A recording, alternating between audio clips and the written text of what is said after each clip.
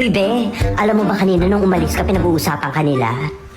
Pinagchichismisan ka. Sabihin mo, mag-review sila. Magpapaquiz ako tungkol sa buhay ko. Charan! Ayan guys, welcome here at El Nido, Palawan guys. Ayan, first time ko makapunta dito guys. Ayan, at namangha naman talaga ako sa place natin. Ayan yung ating white sand, oh. Ayan, napakainit guys. Ayan guys, nakikita nyo ba yun, oh? Grabe, sobrang linaw ng ating guys, dagat. Ayan, oh, blue water. Grabe guys, napakaganda. Ayun, wala nga lang pong tao guys. Ayan po yung ating white sand, oh. Grabe guys, ang sarap magbakasyon dito. Ayan po, sa sobrang init nga po ng panahon natin guys.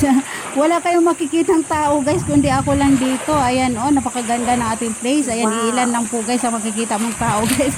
Kasi sa sobrang init ng ating panahon, at sulit naman talaga yung aking pagpunta dito guys, kasi napakaganda po ng ating lugar. Ayan, oh, kung makikita nyo po guys yung ating mga puno, oh, yung ating mga nagsipaglantaan. Ayan, dahil nga po sa sobrang init ng ating panahon.